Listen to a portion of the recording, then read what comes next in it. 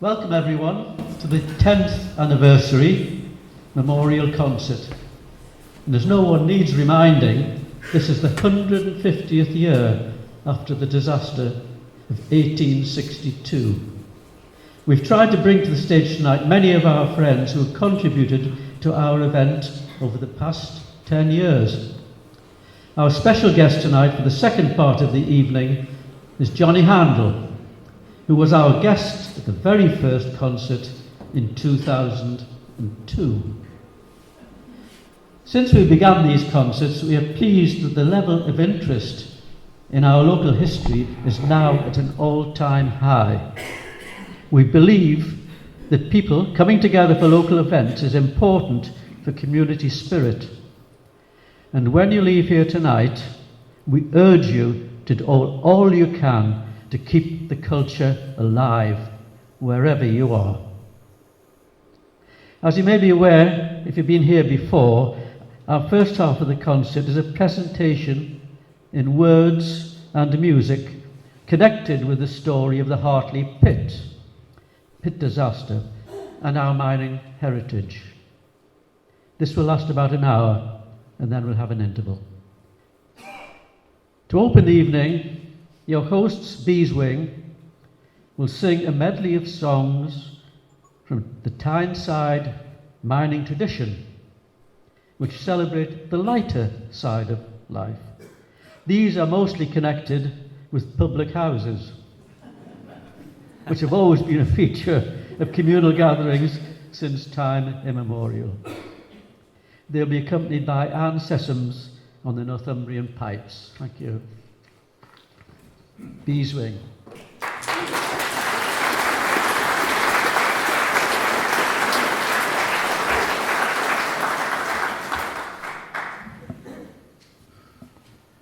What'll we do with the herons' heed? What'll we do with the herons' heed? We'll make it into loads of breed, herons' heed, loads of breed, and all manner of things.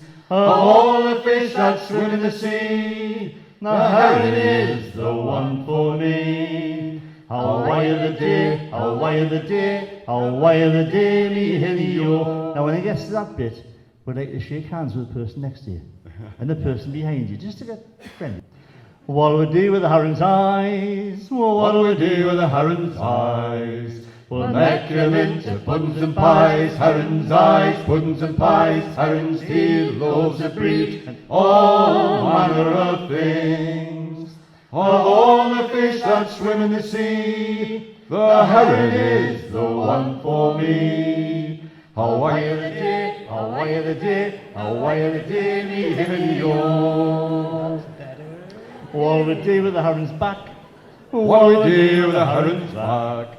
We'll make it into a fish and smack, heron's back, fish and smack, heron's eyes, puddings and pies, heron's heel, loaves of breed, and all manner of things.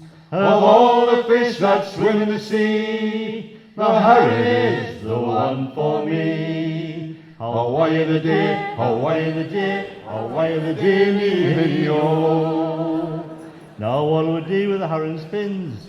What'll we do with the heron's fins? We'll make it into needles and pins, heron's fins, needles and pins, heron's back, fish and smack, heron's eyes, puddings and pies, heron's heel, loaves of breed, and all manner of things.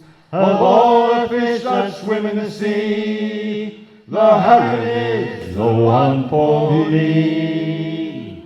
How wild the day, how wild the day, how wild the day, me hilly-o. How wild the day.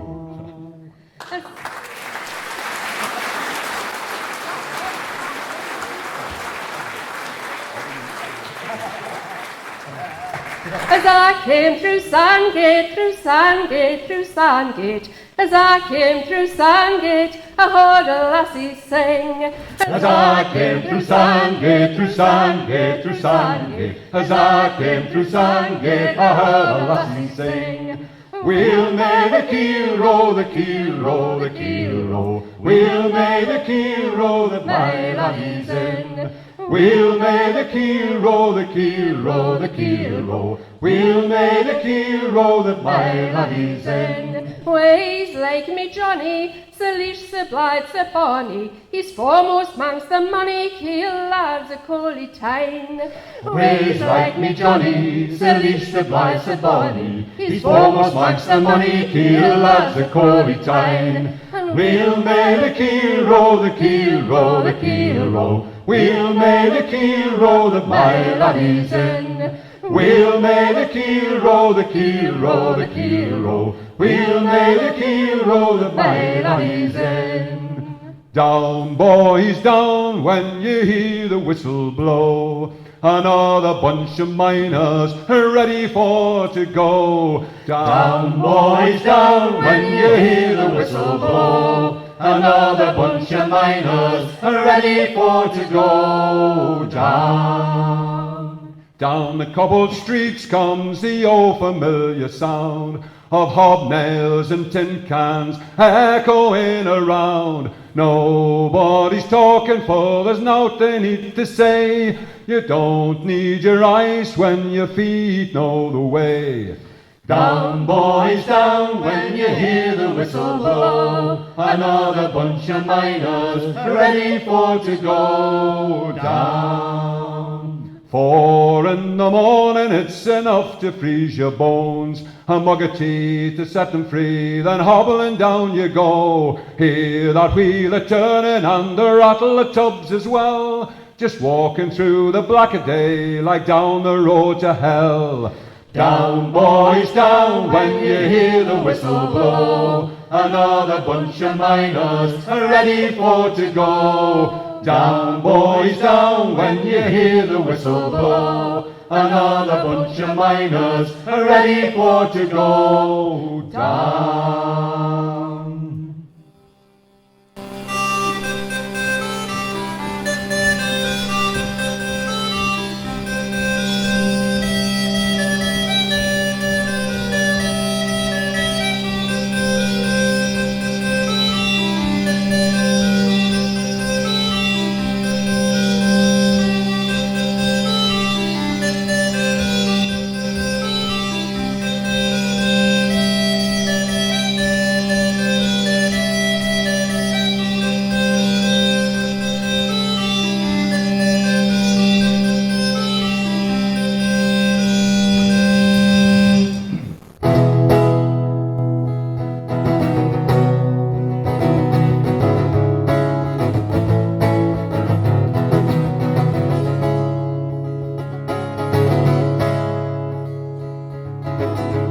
If I had another penny, I would have another Jill. I'd make the piper play the bonny lass of Biker Hill. Biker Hill and walk ashore, call your lads forevermore. Biker Hill and walk ashore, call your lads forevermore. When I first come to the dirt, I had no trousers or pitch shirt. Now I'm getting 2 and 3, well, biker pits done well for me. Biker Hill and walk ashore, call your lads forevermore. Biker Hill and walk ashore, call your lads forevermore. Geordie Johnson, he had a pig, he hit it with a shovel and he danced a jig. All the way to Biker Hill to the tune of Elsie Marley. Biker Hill and walk ashore, call your lads forevermore. Biker Hill and walk ashore, call your lads forevermore. Biker Hill and walk ashore, call your lads forevermore. Biker Hill and walk ashore, call your lads forevermore. Biker Hill and walk ashore, call your lads forevermore. Biker Hill and walk ashore, call your lads forevermore.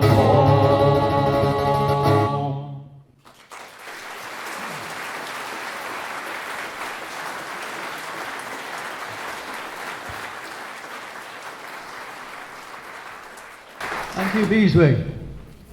Christine is now going to read for us extracts from an early account of how the tragedy began.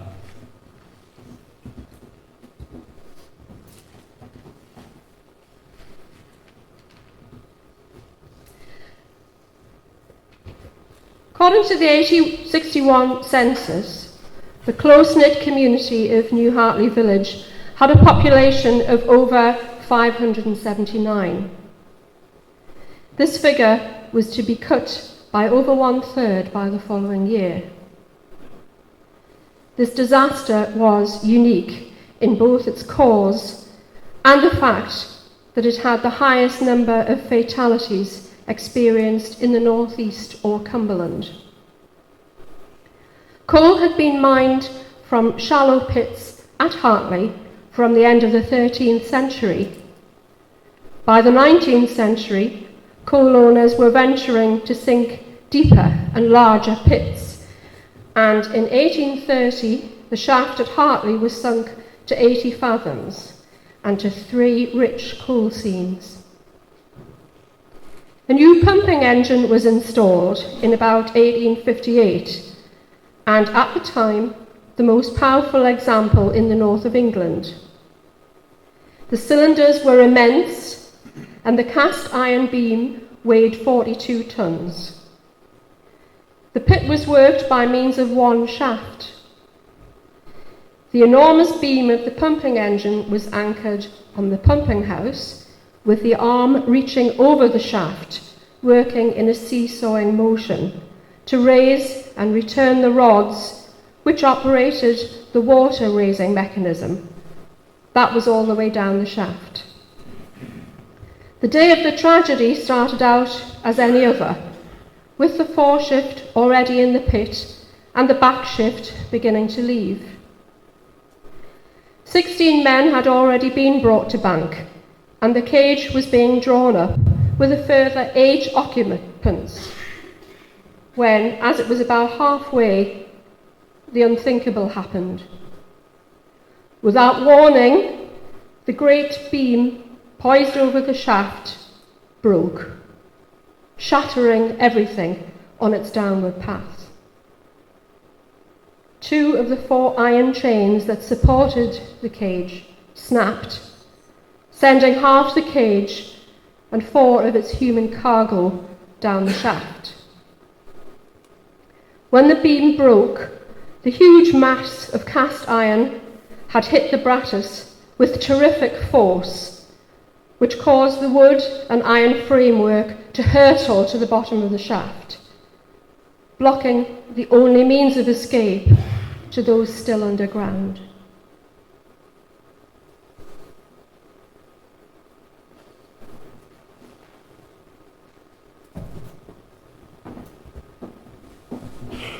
Thank you, Christine.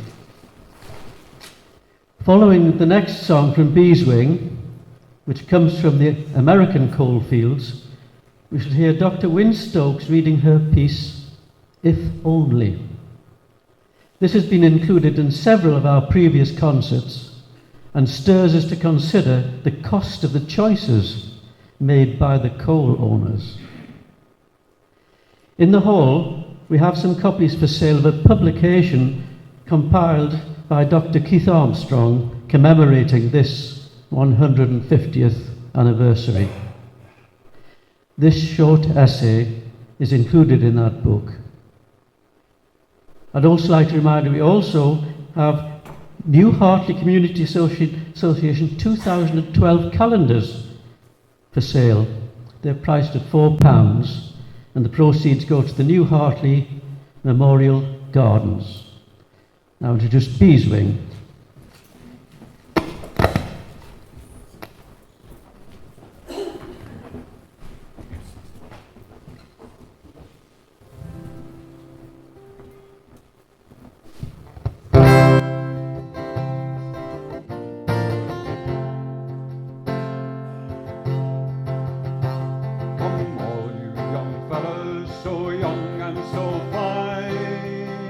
And seek not your fortune way down in the mine. It'll form as a habit and seep in your soul, till the streams of your blood run as black as the coal. dark as a dungeon and damp as a dew, where dangers are double and the pleasures are few, where the rain never falls and the sun never shines. It's dark as a dungeon way down in the mine. Well, there's a man I have known in my day who has lived just to labor his whole life away, like a fool is dope or a drunkard is wine. A man will have lust for the lure of the mind. It's dark as a dungeon and damp as the dew, where the dangers are double and the pleasures are few, where the rain never falls and the sun never shines. It's dark as a dungeon way down in the mine. Well, I hope when I die and the ages shall roll, and nobody will blacken and turn into gold, then I'll look from the door of my heavenly home and pity the miner a digging my bone.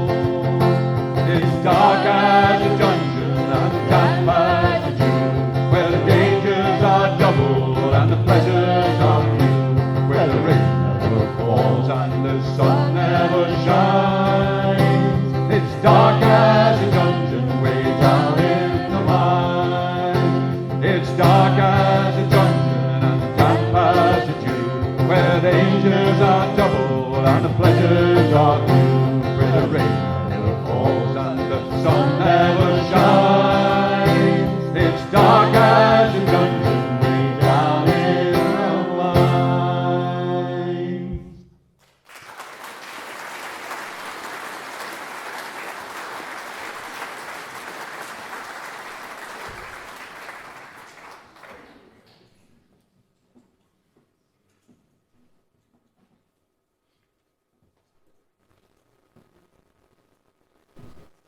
If only. To those who, like Queen Victoria, only read of the disaster in the national press, what happened at the Hester Pit at New Hartley appeared to be an unforeseeable calamity. But those in the northeast who knew about mining saw it as an accident which, if not entirely avoidable, need not have cost 204 human lives. If only.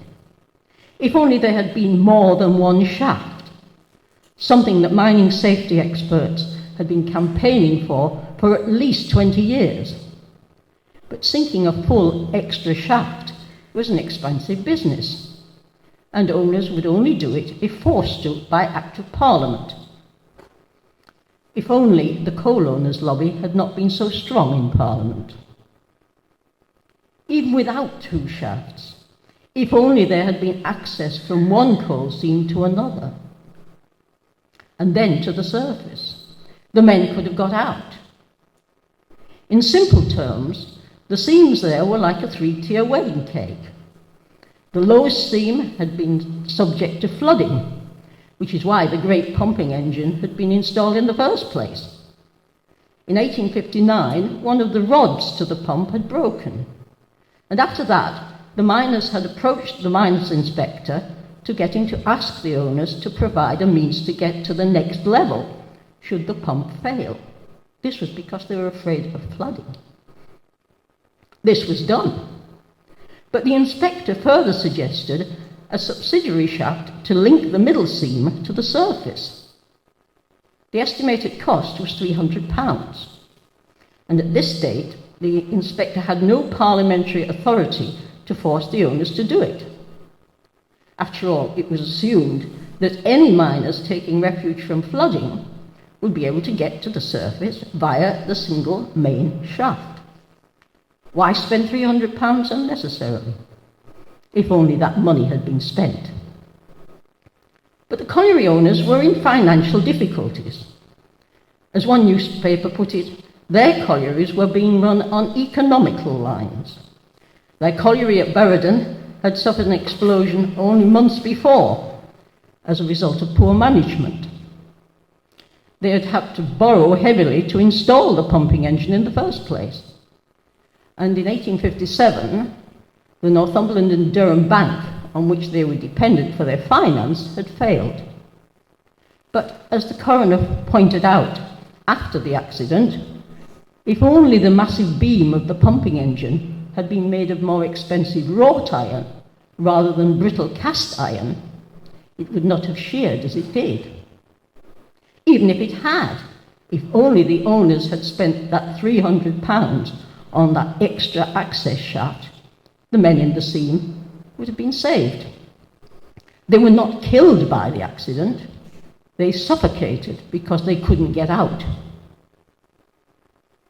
As a result of the national horror at the scale of the disaster, within months Parliament had passed a law that all collieries must have more than one shaft, and many other safety measures as well, which had previously been left to the discretion of the owners, were made statutory.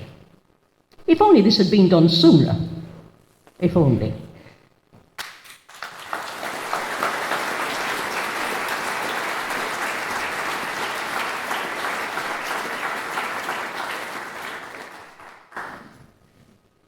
The flaming beacons on the high platform of Hartley Pit glared steadily in the eyes of weary-footed pedestrians approaching from Seaton Delaval or the nearer cottages. A thin cover of snow overspread the ground and had changed the dark, dry brown of the coaly roadways to a path of clear whiteness.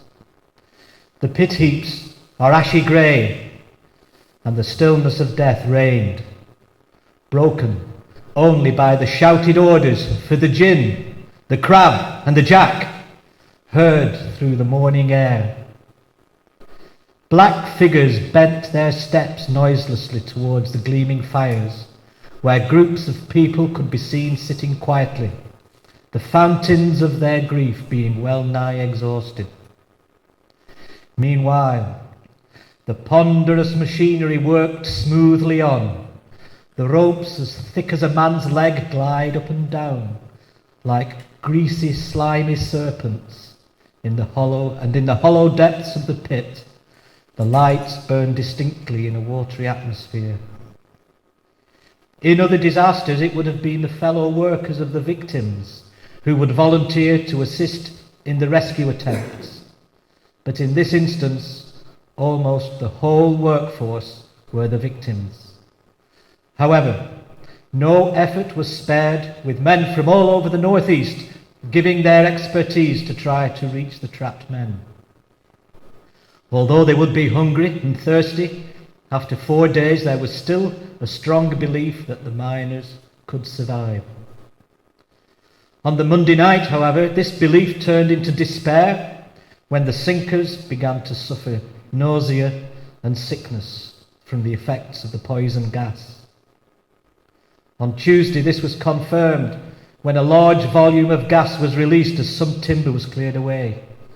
The rescue had to cease, as further efforts would have resulted in the death of the rescuers. One can only imagine the moment for those trapped victims when the last glimmer of hope of a rescue faded. The more robust would have survived the longest and must have felt a mixture of fear, sorrow and despair as they watched their comrades die around them. And all that was now left for the rescuers was to concentrate on removing the bad air and restore a fresh current so that the bodies could be recovered.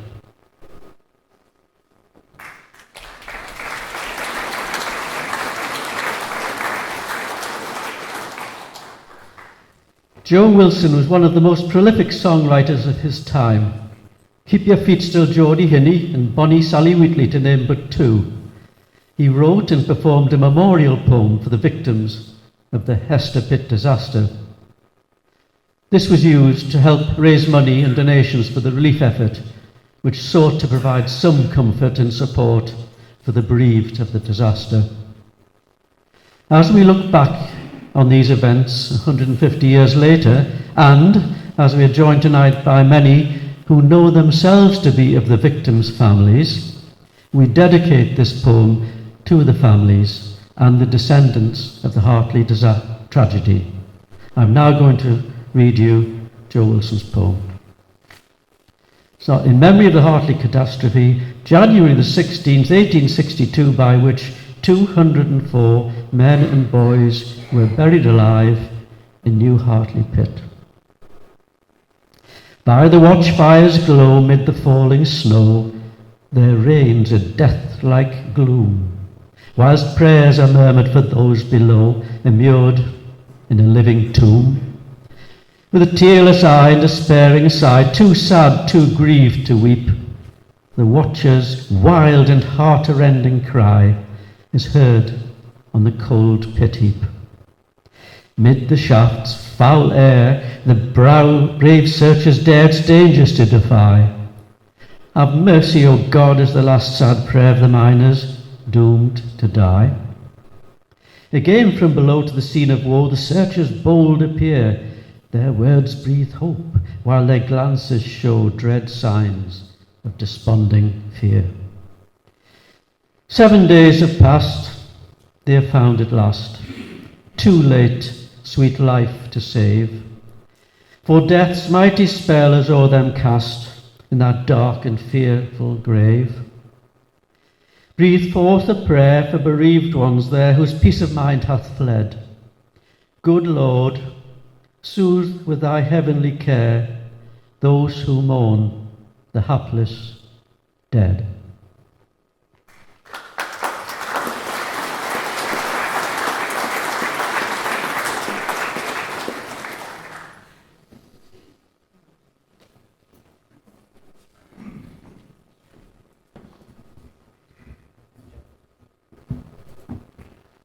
Rabba-dabba, rabba-dabba, me canny lad, winder away, keep tolling, the batship men are ganning, they'll be back here in the morning.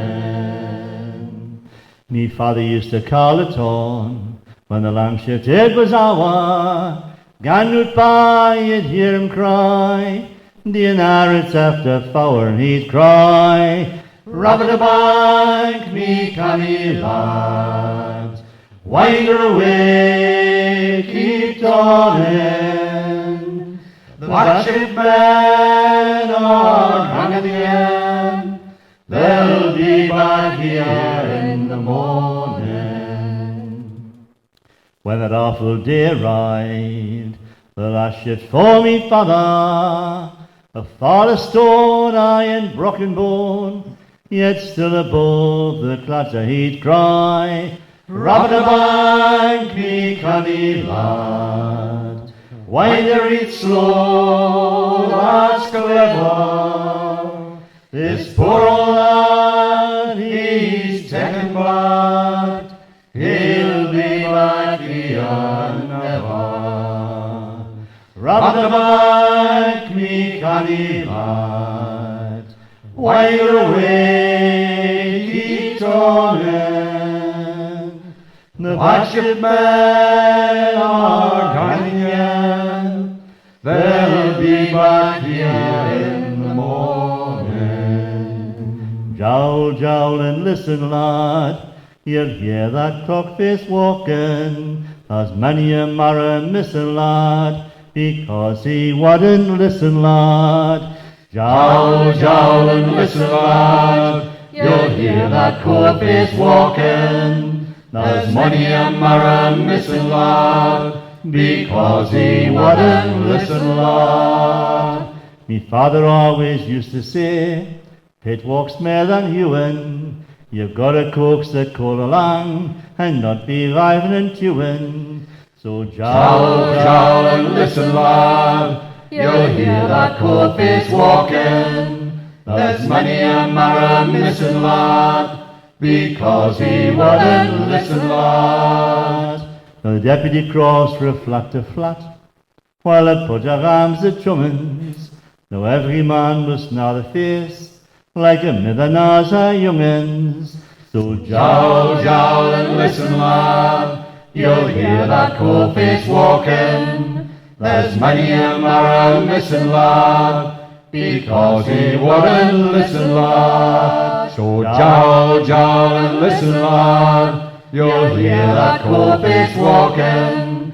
There's many a marrow missing, lad, because he wouldn't listen, lad.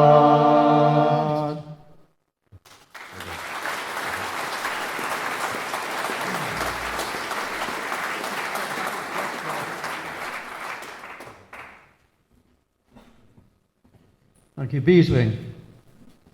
Peter Clark lived in Seaton Sluice for many years before moving to Oxfordshire to live with his sons. Peter wrote this poem from the perspective of one of the trapped miners.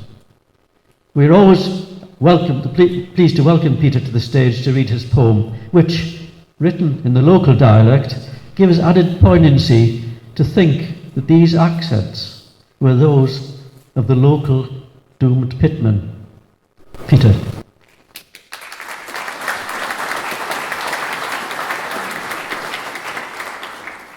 Ladies and gentlemen, I'm sure was 204 grandfathers, fathers and sons buried at the bottom of that single shafted pit, the words that would have been spoken between one another. And so I give you now the Hest Lament. Gan canny, me lad, gan canny, we'll never get yen nae mair. It's black damping by and nae way to the sky, and nae God of Buddhist to care. Our marrows have put their last shifts in. There's nae fresh air to nourish life's flames. At the end of this shift there'll be nae welcome lift, just a old carl with nae answered names. Bide close, dear father, O Davy, like you did when you were Ben. Come, take your rest with your head on my chest. God's reasons I never all ken. Keep still, bonny lad, nae commotion, for there's little or nought to be done. Try your best not to cry, slowly we die. This day we'll see nae wintry sun. There'll be nae stroll this neat to the harbour, nae lines will cast down the wall. For us there's nae use of high tide in the sluice, or the moon slanting o'er the hall. Through the neat and the deen the shrill cries will echo from rabbit and hare. Their cries will not cease, for there'll be nae release when they want to loose off the snare. Your mother's heart will be breaking, she's had her last night of sleep. The tears in her eyes will cry till she dies, she may as well bide worse neath this heap. There's none but our loved ones to mourn us, this day they bear all of the loss. For in the bowels of the earth a man's life isn't worth a shoal of coal to his boss. You ever sleep, bonny lad, never to waken? Soon I'll join you in that final sleep. As I bide by your side, me sorrow and pride are the last memories that I'll ever keep. Gan canny, me lad, gan canny, we'll never get you nae mair. There's black damping by, nae way to the sky, and nae God aboot us to care.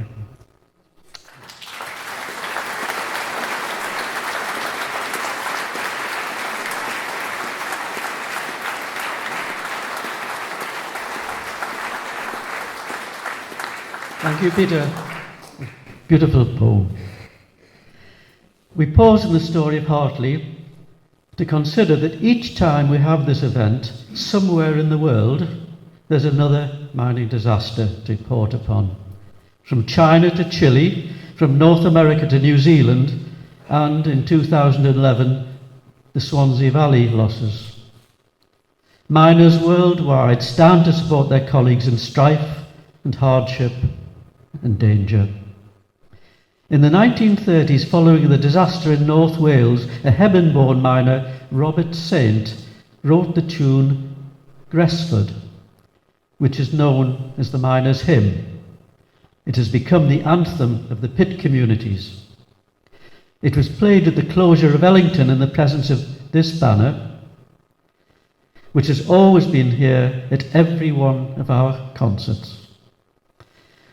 The biographer of Robert Saint was at Ellington when the ceremony took place, and Dennis Murphy is here to read a piece about the significance of the hymn Gresford as a salute to Northumbrian and Welsh miners in solidarity tonight. Fraser will sing the story of the Gresford disaster, and Anne Sessoms will play the Lament for Ellington. And then we'll finish this section by listening to Christine Savage sing the hymn Gresford, which we believe has never been sung fully in public before tonight. Thank you.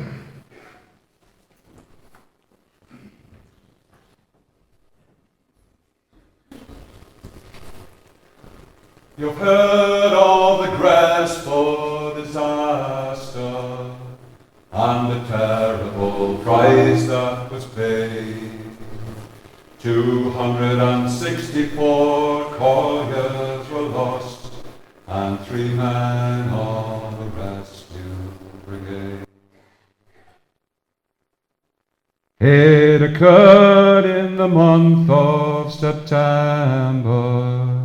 At 3 in the morning the pit was racked by a violent explosion in the Dennis where the gas lay so thick.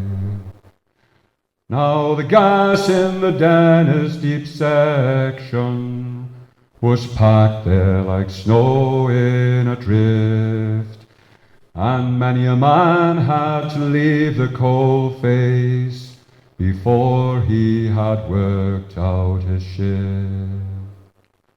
Now a fortnight before the explosion, to the shot firer Tomlinson cried, "If you fire that shot, we'll be all blown to hell," and no one can say that he lied. Now the Lord Mayor of London's collecting to help out the children and wives. The owners have sent some white lilies fair to pay for the poor colliers' lives. Down there in the dark they are lying. They died for 9 shillings a day. They have worked out their shift, and now they must lie in the darkness until Judgment Day.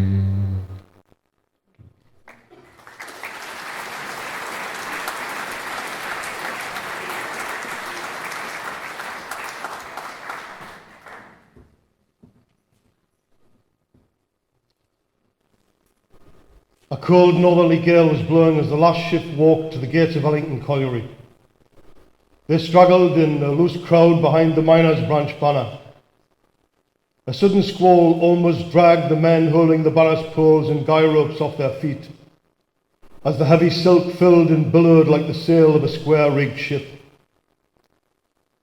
Most of the miners were snug in woolen caps, anoraks, jerseys and jeans. Some were still damp-haired from the showers and the pithead baths. 6 men just up from underground were in helmets, orange overalls and high-visibility yellow jackets, streaked with the stains of mud and coal. They had been salvaging machinery from the pit.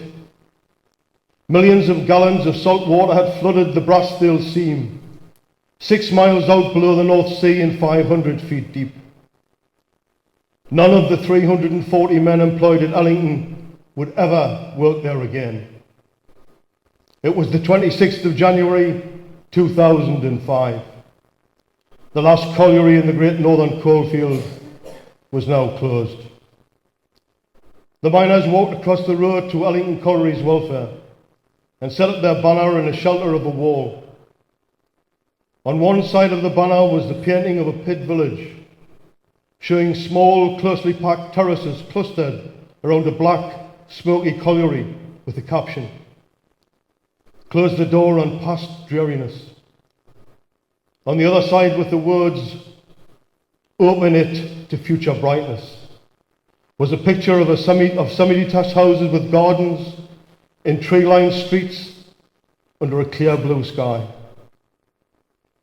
Gathering round the banner, the men waited for the ceremony. A last-minute sort of thing, one of the men said. to mark the closing of the mine. No speeches, just the Ellington Colliery Brass Band playing the miners' hymn, Gresford. Andy May originally set out to write a tune celebrating Northumberland's last working pit.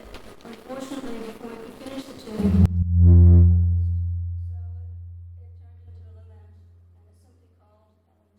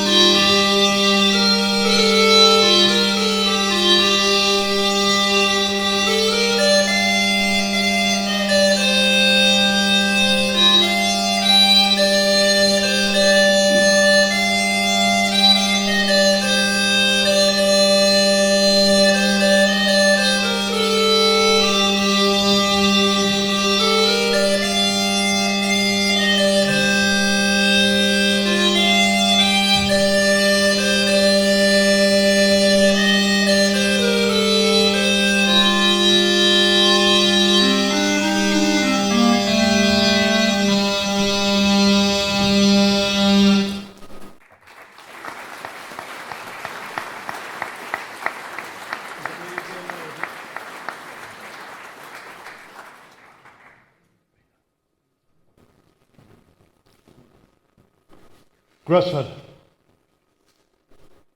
Bandsmen and women hastily summoned from their day jobs hurried over from the rehearsal room in the colliery's old pay office. Uniformed in crisp blue and red windproof jackets, grey trousers, white shirts and black ties, they formed a circle beside the banner. When they began playing Gresford, the miners stood still and quiet. Press photographers and TV crews pushed forward to get good pictures. And after the last chords were played, the miners, still in overalls, walked back to the colliery to shower and change in the pithead baths. The plangency of the brass band music seemed to hang in the air above the howl of the wind. In 1934, Robert Saint was sitting down to breakfast on Saturday the 22nd of September when he heard the news of the Gresford colliery explosion. The BBC announcer Alvar Liddell began the bulletin saying that the whole of today's news is overshadowed and darkened by a terrible mine disaster in North Wales. Memories of the darkness of the pit must reawaken, as Saint heard that there was little hope for the 200 men and boys trapped underground. It may seem strange to us that a disaster in North Wales made such a deep impression on an ex-miner in County Durham, so much so that he composed a musical lament about it. Like miners everywhere, Saint would have found one aspect of the disaster especially horrific. The bodies of the 250 men were still entombed deep in the mine when it was sealed off to prevent further explosions. If there is a priority amounting to almost an obsession among miners after a comrade has been killed, it is to get his body out of the pit for a proper burial. At Gresford, this was impossible. Thousands signed petitions all over the country urging that an attempt be made to recover the bodies when it was rumoured that the colliery management would be reopening parts of the pit not affected by the explosion.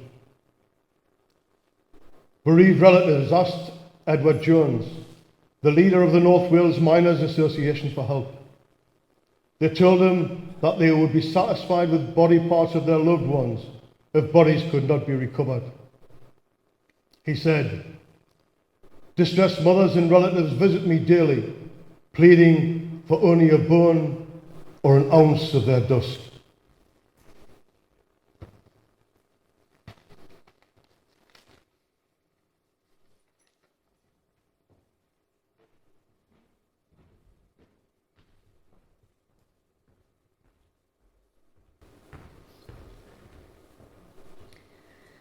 Creator, who with marvelous design the world and all that is within did make, the lofty mountain and the mine, hear now our prayer for Jesus' sake. Lord of the oceans and the sky above, whose wondrous grace has blessed us from our birth, look with compassion and with love on all who toil beneath the earth. They spend their lives in dark with danger fraught, remote from nature's beauties far below, winning the coal oft dearly bought, to drive the wheel, the hearth make glow. Now we remember miners who have died, trapped in the darkness of the earth's cold womb.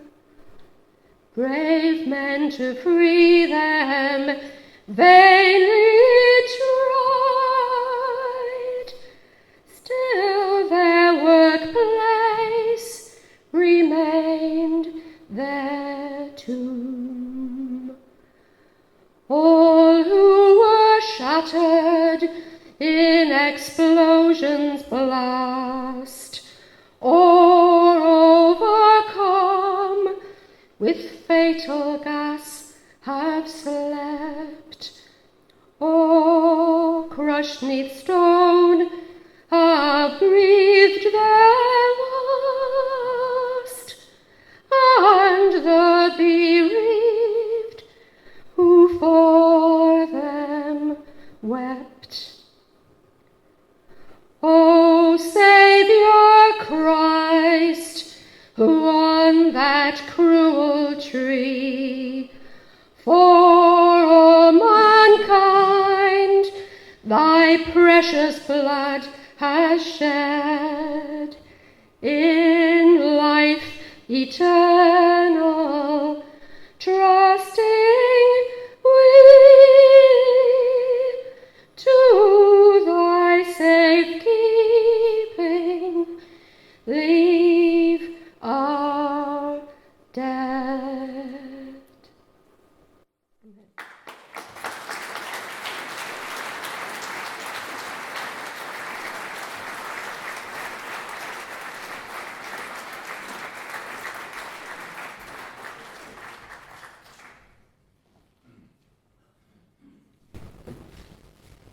We return to the story of the Hartley disaster. Around the pit buildings, a crowd of men are gathered, talking to each other in undertones, speculating upon the fate of their comrades. Whenever the gin needs to be turned, they volunteer for the service, for the horses are thoroughly worn out with the labour through which they have gone.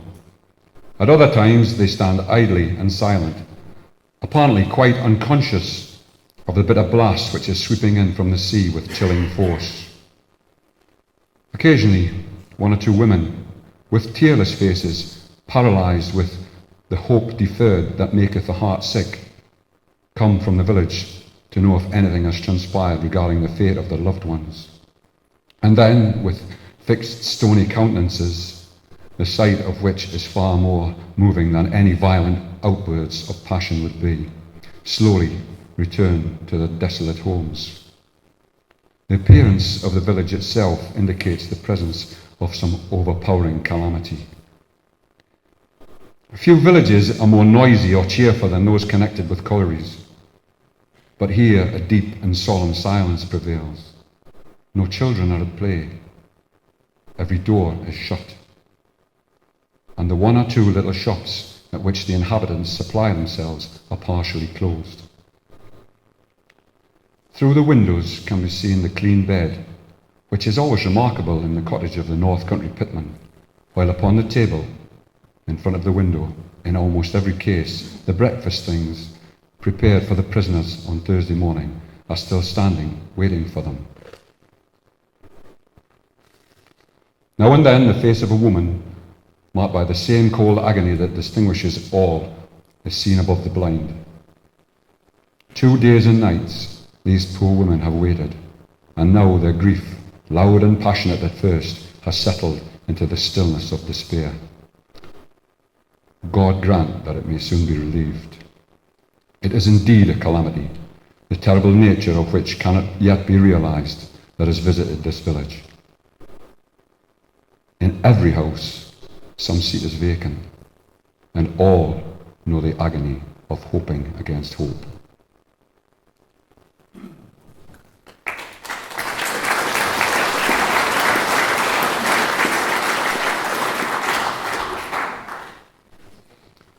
In 2007, our friend Bill Bell from the Mining Institute called to say that he had solved a mystery which had intrigued him for years: the identity of the tally boy at the Hester pit on the day of the tragedy.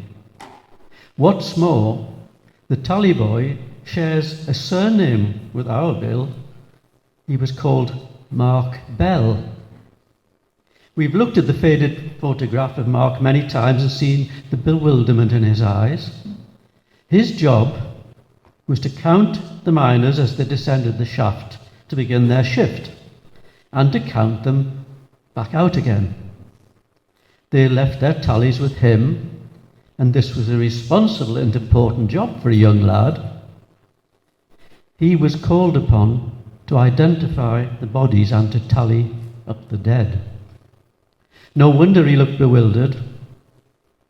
How could so many of his friends and relations have died all at once?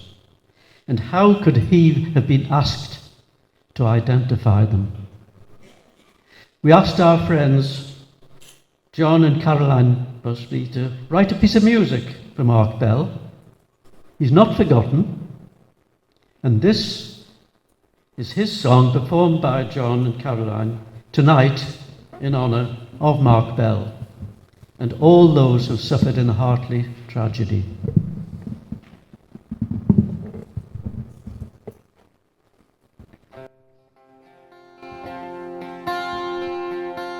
In the photo faded brown, who is that young boy standing there? Who can tell what he was thinking, standing at that pithead there?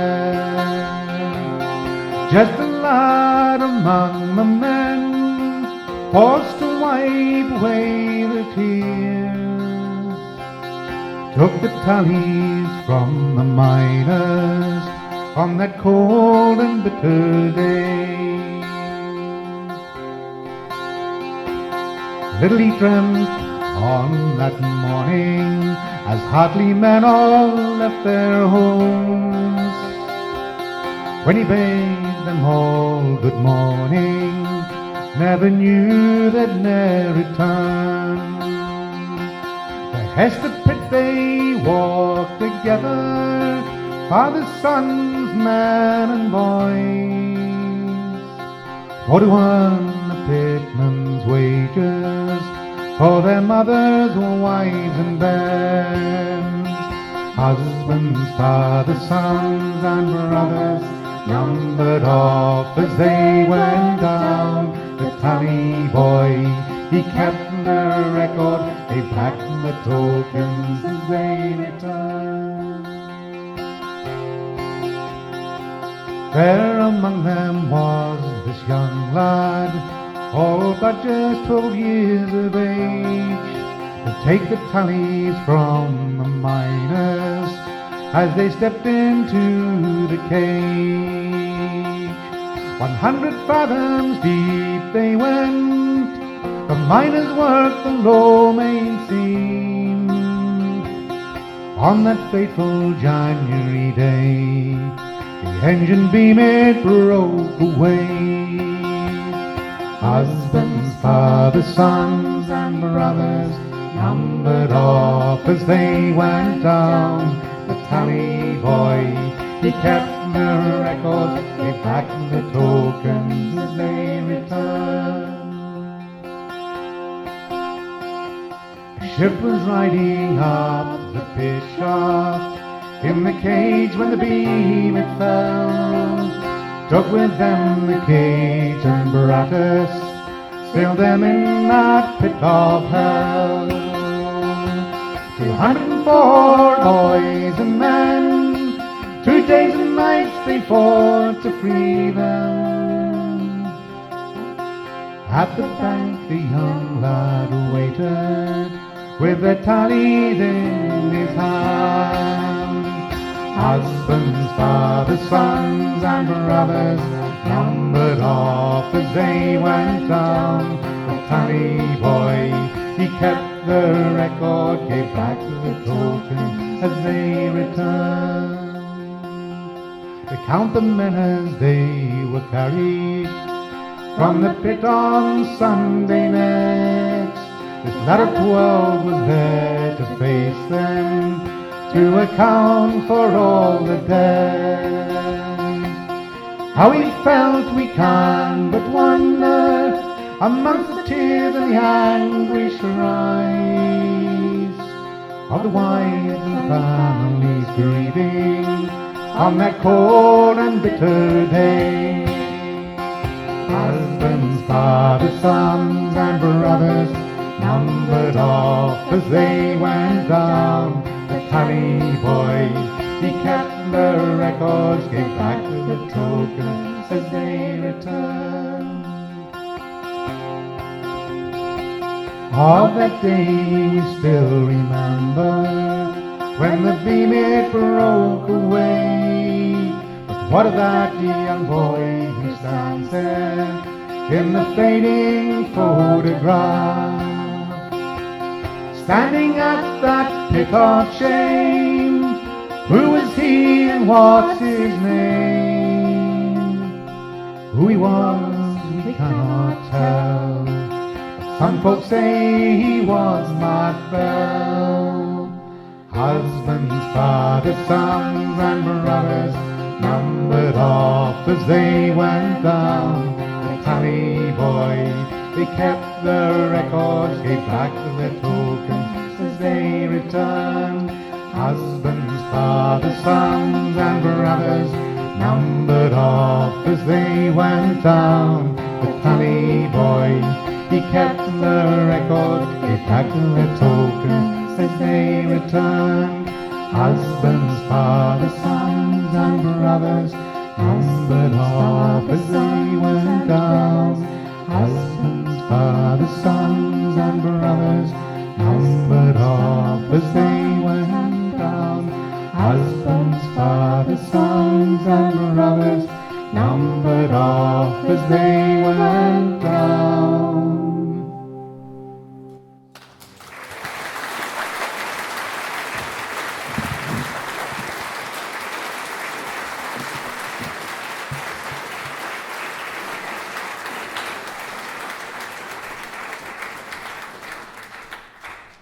This is the verdict of the jury at the inquest held on John Gallagher, the 6th day of February 1862. We, the coroner and jury, do find that the said John Gallagher, on the 22nd of January last, was found dead in the workings of New Hartley Colliery, having died therein from the inhalation of gas, being shut up in the yard seam of the said colliery on the 16th day of the said month. When the shaft was closed by the accidental breaking of the engine beam, which, with other materials, fell into the working shaft of the pit, and there being no exit therefrom, all access to the deceased was cut off, and he perished from the cause above mentioned. The jury cannot close this painful inquiry without expressing their strong opinion of the imperative necessity that all working collieries should have at least a second shaft or outlet to afford the men the means of escape. Should any obstructions take place as occurred at the New Hartley pit, and that in the future the beams of colliery engines should be made of malleable iron instead of cast metal. They also take notice with admiration the heroic courage of the viewers and others who, at the risk of their own lives for so many nights and days, devoted their best skill and energy to rescue the unfortunate men who were lost, and that everything which human agency could accomplish was done towards that humane object. I certify the above to be a true copy. Stephen Reed, Coroner.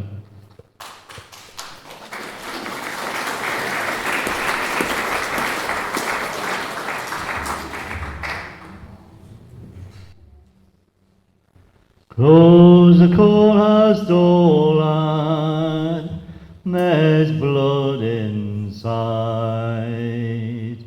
Blood from broken hands and feet, blood from hearts that know no beat, blood from hearts that know no beat. Close the courthouse door, lad, there's blood inside. Close the coalhouse door, lad, there's bones inside. Piles of mangled, splintered bones lie crushed beneath a fall of stones. There's no one there to hear their moans.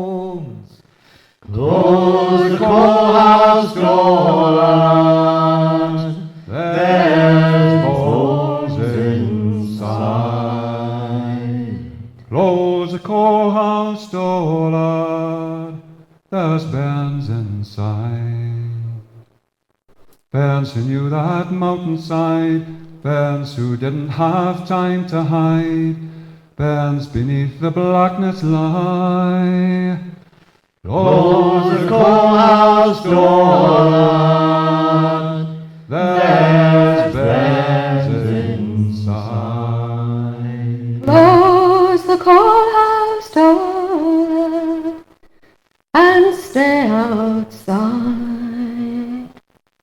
Geordie's standing at the door while Mrs. Jackson, like a fool, complains about the price of coal. Close the courthouse door and stay outside. Close the coalhouse door, lad, There's blood inside. Close the coalhouse door, lad, There's bones inside. Close the courthouse door, lad. There's bands inside. Close the courthouse door, lad. And stay outside.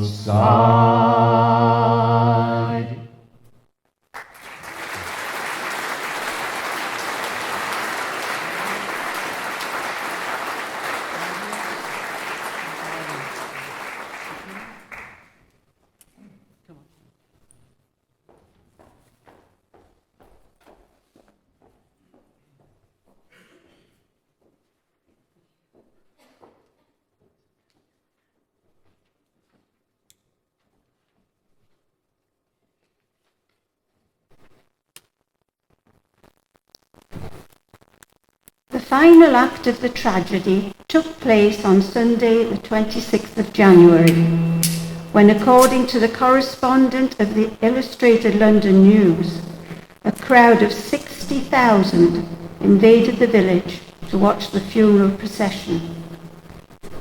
Early in the morning, a religious service was held by the Vicar of Erston, the Reverend R.E. Mason, on the pit head, following which a letter from the Queen was read to the crowd. In it, reference to the Queen's own grief concerned, of course, the recent death of the Prince Consort.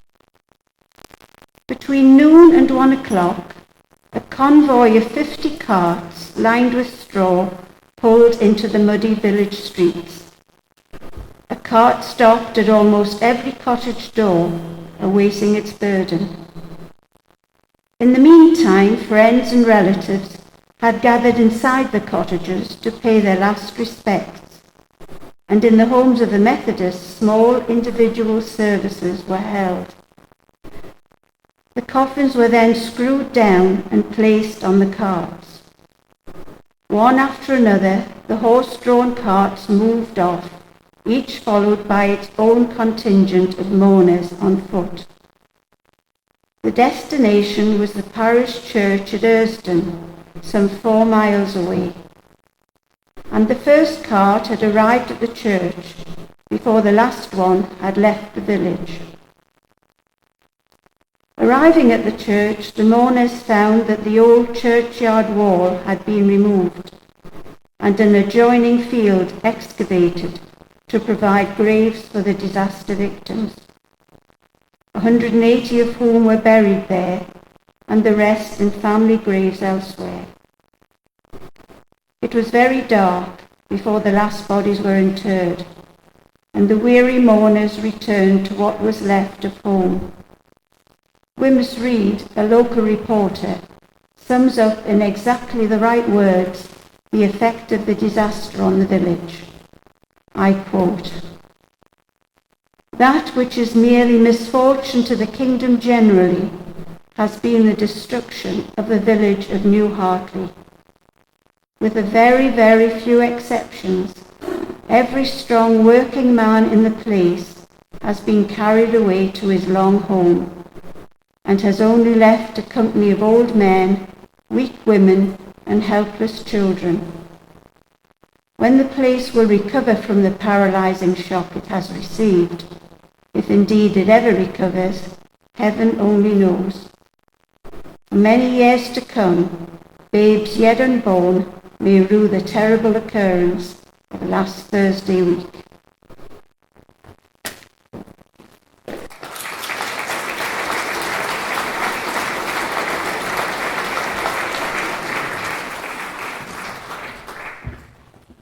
Fading away like the stars in the morning, losing their light in the glorious sun.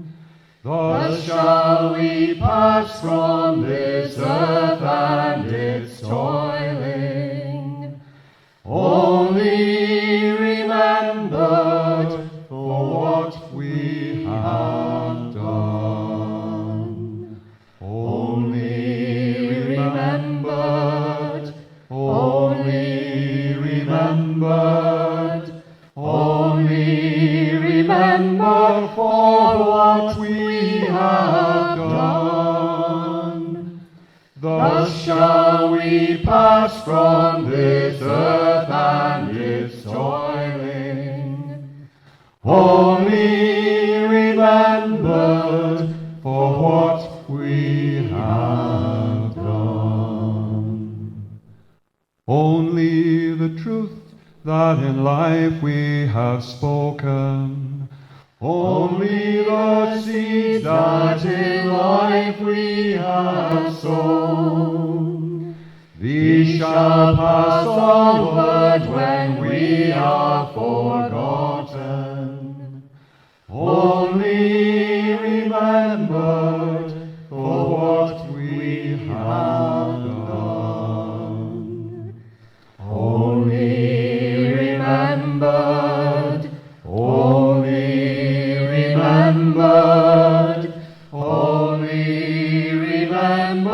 for what we have done. These shall pass onward when we are forgotten. Only remembered for what we have done. Who'll sing the anthem and who'll tell the story?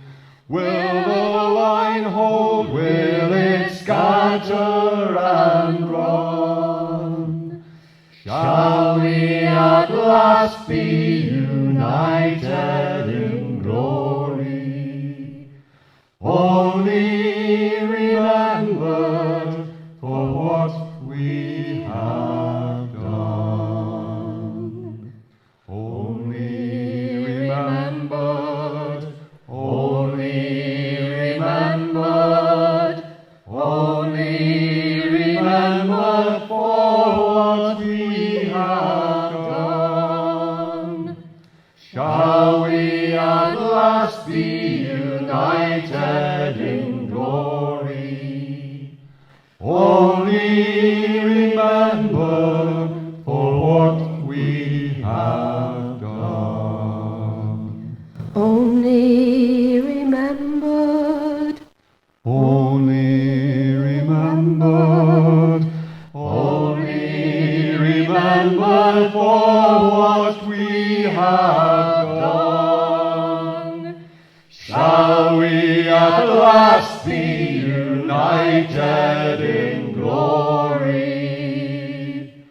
Only remembered for what we have done.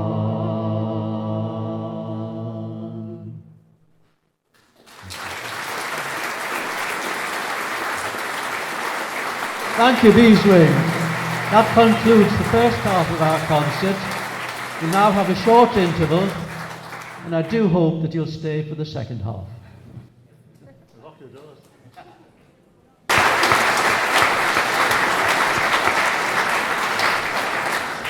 Well, that concludes our concert. I hope you've all enjoyed it. I know we have.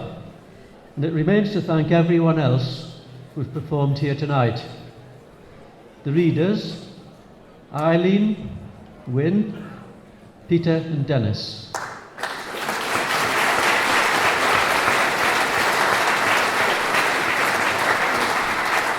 Of course, the other piper, Anne Sessions.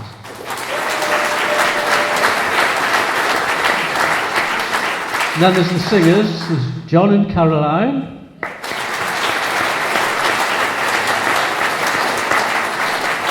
And of course, the members of Beeswing.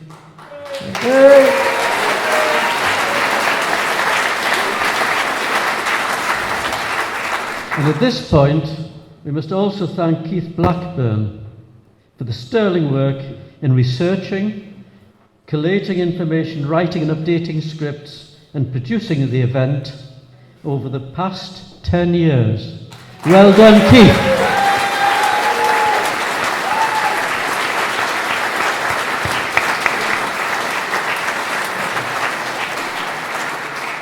Now, to finish off the evening, Beeswing are going to sing A Miner's Life, so please join in. A Miner's Life.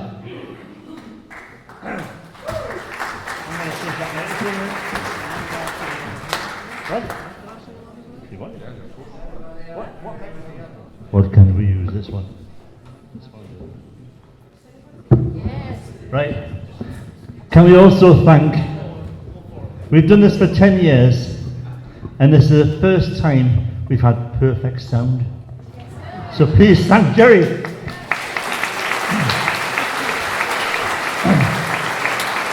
Right, we're finishing off with this. I'm going to sing it fast because I want to get to the pub. And you're all welcome. All welcome to come down to Haggins for a pint. I'm not buying, by the way, but you can come down to Haggins after this if you want. Right. Miner's life is like a sailor's board a ship to cross the waves.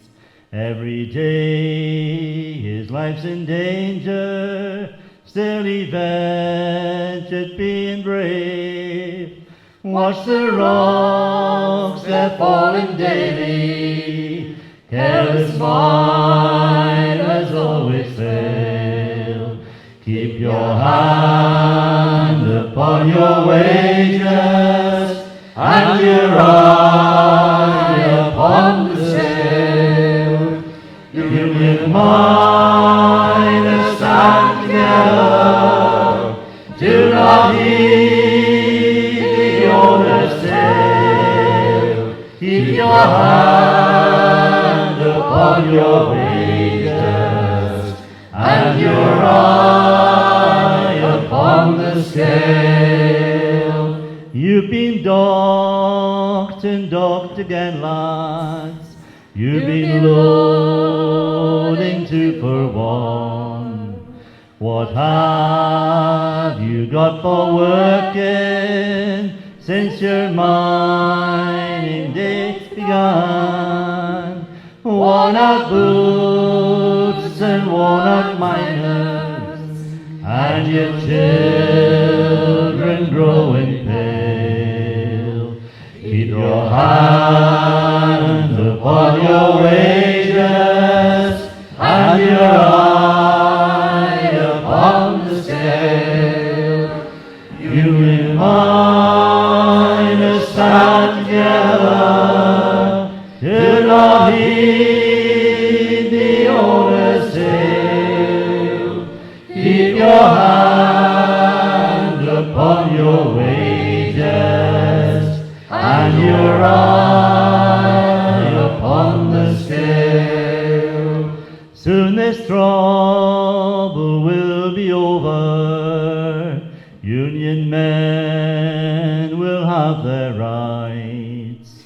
After many years of danger, digging days and digging nights, it's by honest toil we labor, careless miners always fail. Keep your hand upon your wages, and your eye upon the scale. Union miners stand together, do not heed the owner's tale. Keep your hand upon your wages, and your eye upon the scale. Let no union man be weakened by newspapers' false reports. Be like sailors on the ocean, trusting in your brave reports. Stand like men, stand together, unity for you prevail. Keep your hand upon your wages, and your eye upon the scale. Union miners stand together, do not heed the owner's tale. Keep your hand upon your wages, and your eye upon the scale. Let's hear it. Union miners stand together, do not heed the owner's tale. Keep your hand upon your wages, and your eye upon the scale. Off to the pub. Hi, Leonard. Have a safe journey home. By the Hadlings, if you will. Good night, everybody. Thank you. Have a good journey home.